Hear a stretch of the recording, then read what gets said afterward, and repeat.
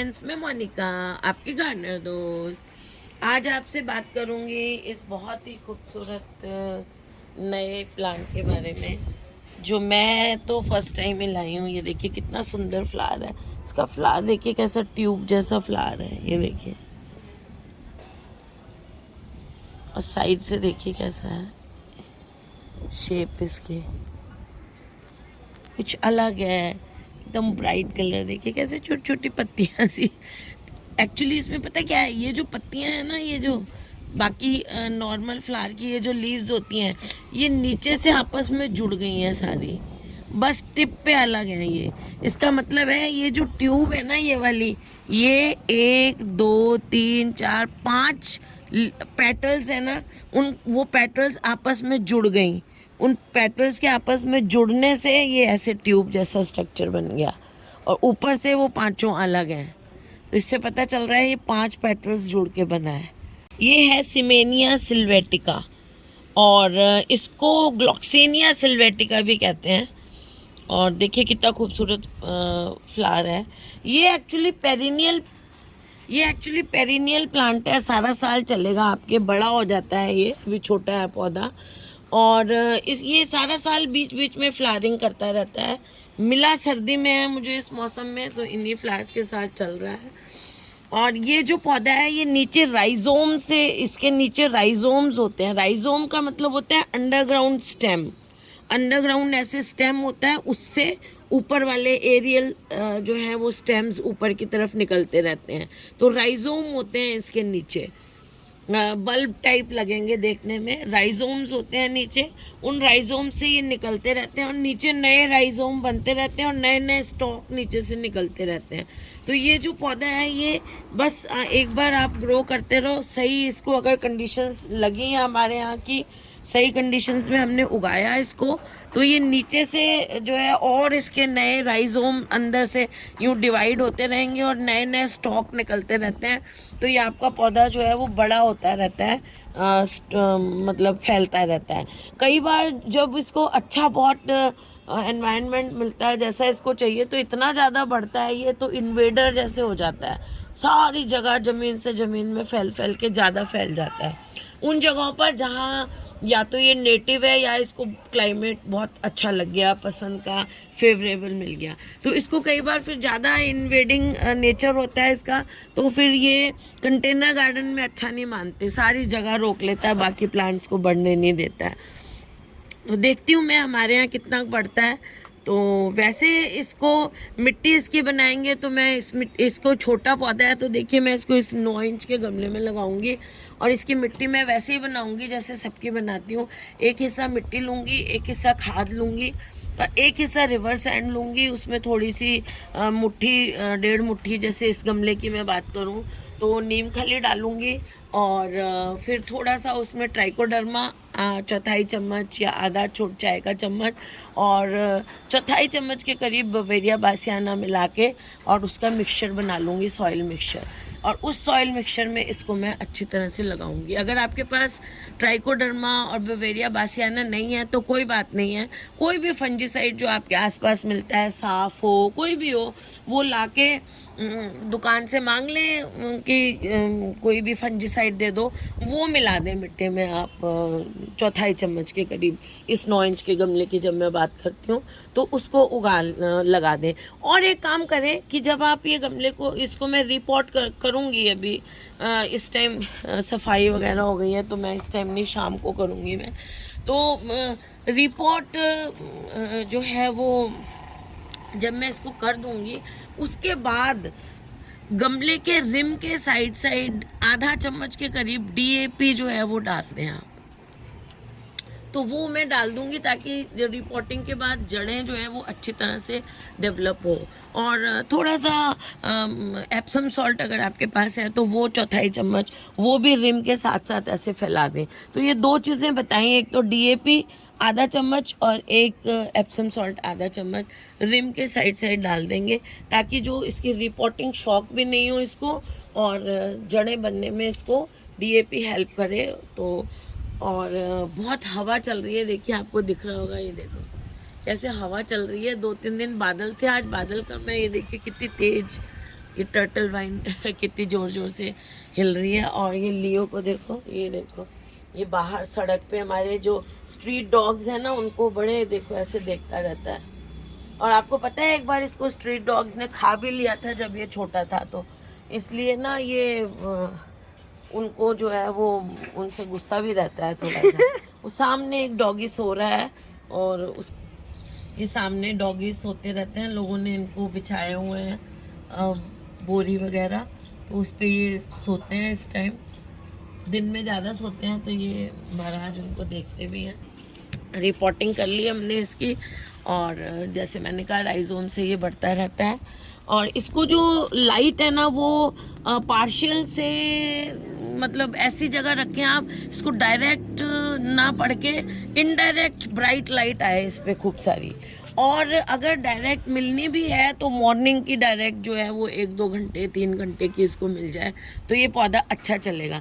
वैसे मैंने देखा है कि 4-5 घंटे की धूप भी अगर तेज़ वाली नहीं हो तो ये चल जाएगा, लेकिन मैं आपको ये सजेस्ट करूँगी कि इसको ऐसी जगह रखें जहाँ इनको सुबह की थोड़ी सी धूप मिल जाए और बाकी टाइम छाया नहीं होके, बिल्कुल ऐसा अंधेरा वाली छाया नहीं होके, इनडायरेक्ट ब्राइट लाइट अच्छी सी मिले। वैसे इसे मॉइस्चर पसंद है तो बाकी पौधों के साथ रखेंगे तो एनवायरनमेंट में मॉइस्चर होता है। आपको पता है जब पौधे एक साथ पड़े हुए होते हैं तो हर पौधे का एक मैकेनिज्म होता है, कुदरत ने इनको एक मैकेनिज्म दिया हुआ है जिससे ये अपने आप को ठंडा रखते हैं। पौधे नेचुरल जो है नेचर इनको ठंडा रखने में हेल्प करता है। वो कैसे करता है इनको हेल्प कि जैसे इनकी पत्तियों में से ट्रांसपिरेशन एक मैकेनिज्म होता है, उसके थ्रू इनकी पत्तियों पे छोटे छोटे पोर्स होते हैं। सभी प्लांट्स की नीचे की तरफ ज़्यादा होते हैं और ऊपर की तरफ बहुत कम होते हैं। तो इनमें से क्या होता है, ये पोर्स जो होते हैं इन्हें जिन्हें स्टोमेटा कहते हैं, उनमें से पानी बाहर निकलता रहता है वेपर की फॉर्म में, तो ठंडक रखता है, ठंडा रखता है पौधों को। फिर हम क्या आप कहोगे कि गर्मी में पौधे फिर भी क्यों सूखने लग जाते हैं? वो इसलिए होने लग जाते हैं कि गर्मियों में जो हवा चलती है वो गर्म और ड्राई होती है। हवा में एक नेचुरल मॉइस्चर होता है जो हमारे आसपास की हवा होती है, लेकिन गर्मी में वो नेचुरल मॉइस्चर हवा में नहीं होता है। और ये बेचारे इनके स्टोमेटा कितना पानी निकाल देंगे, ये तो जितना निकालते हैं वो ड्राई एयर उसको स्पेशली हमारे राजस्थान में उसको सुखा देती है। इसलिए इनको गर्मी में कवर करना पड़ता है ग्रीन नेट से, ताकि वो मॉइस्चर निकल के एटमॉस्फेयर में उसका लॉस नहीं हो, वो मॉइस्चर अंदर ही बना रहे और पौधों को मॉइस्चर मिलता रहे। तो चलिए ये बात हो गई कि ये अपने पानी जो है वो इवेपोरेट करते रहते हैं। तो लेकिन इसको अपने चारों तरफ ह्यूमिडिटी पसंद है, तो जैसे मैंने कहा सारे पौधे पानी निकालते रहते हैं तो एक ह्यूमिडिटी क्रिएट हो जाती है जहाँ बहुत सारे पौधे पड़े होते हैं। तो इसलिए इसको थोड़े सा पौधे, कोई 2-4-5 पौधे हों उनके पास रखें तो ये आपका अच्छी तरह से ग्रो करेगा। और नेक्स्ट चीज़ है कि इसकी जो मिट्टी है वो मॉइस्ट रखें, हमेशा सूखने नहीं दें। ज़्यादा देर मिट्टी, मैंने इसको देखा है इसको पानी कम नहीं चलेगा, इसको पानी पूरा मिलना चाहिए। हाँ, ओवर वाटरिंग नहीं होनी चाहिए। एक बार को कम पानी बर्दाश्त कर लेगा, मुरझा जाएंगी पत्तियां। और इवन कभी कभी तो ज़्यादा, कभी आप बाहर गए पानी नहीं दिया तो ऊपर का पोर्शन सारा आपका इसका सूख जाएगा, सारा पौधा है ना। तो आप उसको अगर डरे नहीं, सूख गया बिल्कुल तो उसको भले काट दें। इसके जो नीचे राइजोम होते हैं वो दोबारा से स्प्राउट हो जाएंगे, कोई दिक्कत नहीं है। लेकिन अगर इसमें पानी आपने ज़्यादा दे दिया, बहुत सौगी कर दी इसकी मिट्टी और इसके राइजोम्स गल गए तो ये पौधा दोबारा नहीं उगेगा।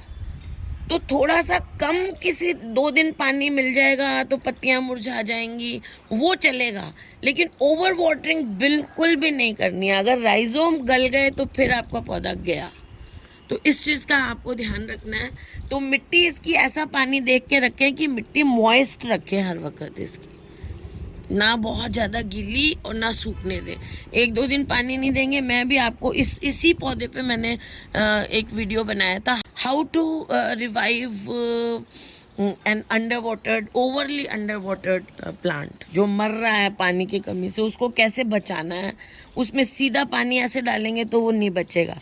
तो उस इसी पे मैंने बनाई थी। तो पानी अगर आपने नहीं दिया तो पत्ते बिल्कुल मुरझा जाएंगे, फिर आप पानी देंगे तो पत्ते दोबारा से ठीक हो जाएंगे। अच्छा, इसमें आप देख भी, अगर आपने कम पानी दिया तो पत्ते पूरी तरह से सीधे नहीं होंगे, फिर उनको पूरा पानी मिल जाएगा तो पत्ते अच्छी तरह से सीधे हो जाएंगे। तो इसलिए ये पानी कमी होते ही इसके पत्ते सारे ऐसे मुरझा जाते हैं। लेकिन क्या होता है कि जब फ्लावरिंग स्टेज होती है ना पौधे की, उस टाइम अगर आप पानी कम देते हैं, मुरझा गए पत्ते, पानी की कमी होगी, तो पौधा अच्छी तरह से फ्लावरिंग नहीं करता। स्पेशली कोई भी पौधा हो, जब उसकी फ्लावरिंग स्टेज आती है पौधे की, उस टाइम उसको पानी की कमी नहीं होने देनी है। एप्रोप्रिएट पानी, मिट्टी उसकी थोड़ी सी मॉइस्ट ही रखनी है हर वक्त। ये चीज़ आपको ध्यान देनी है, वही इसके लिए भी है। और खाद की बात करूं तो मैं एक बार फरवरी में इसको खाद दे दें अच्छी सी। 9 इंच का गमला है तो 100 ग्राम के करीब दे दें, 12 इंच का गमला है तो 250 ग्राम के करीब खाद दे दें। वर्मी कंपोस्ट या गोबर की खाद कोई भी दे सकते हैं आप। और जब फ्लावरिंग का स्टेज होती है, जैसे अभी ये फ्लावरिंग पे है, तो अभी मैं जितना अपने हफ्ते 10 दिन में लिक्विड खाद अपने बाकी के पौधों को देती हूँ, वो मैं इसको देती हूँ जब भी इसमें फ्लावरिंग होगी, जब भी आपको लगे फ्लावरिंग। और वैसे भी मैं आपको बताती रहती हूँ, मेरे जो परमानेंट प्लांट्स भी हैं उनको मैं सर्दी में कम देती हूँ खाद, लेकिन सर्दियों के बाद फरवरी ऑनवर्ड्स जो है, मैं हर 10 दिन में अपने पौधों को लिक्विड खाद ज़रूर देती हूँ। हाँ, सर्दियों में मैं महीने में एक बार देती हूँ या 20 दिन में एक बार, लेकिन बाकी मैं फरवरी से लेकर दिवाली तक, अक्टूबर नवंबर तक 10 दिन में एक बार लिक्विड खाद दे देती हूँ अपने गमले को।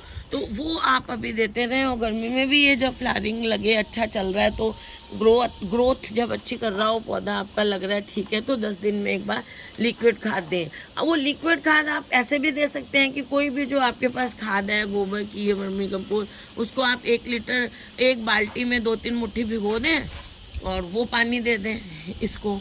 या फिर जैसे मैं प्रॉपर गोबर से और सरसों खली से बनाती हूँ लिक्विड खाद, ये देखिए ड्रम में मेरे पड़ी हुई है, ये दे सकते हैं आप हर दिन में। एक बाल्टी में ये जब खाद जैसे ये बन गई है ना, तो 1 बाल्टी पानी में मैं 1 लीटर इस खाद का डालती हूँ और दे देती हूँ।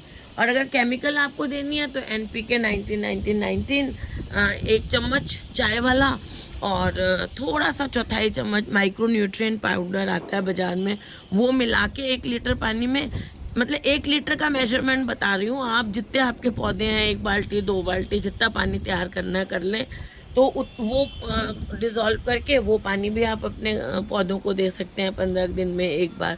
और बस महीने 2 महीने में एक बार इसको थोड़ा सा फंजीसाइड पाउडर आधा चम्मच डाल दें, ताकि कोई फंगस वगैरह नहीं लगे। राइजोम्स होते हैं ना, तो डर रहता है।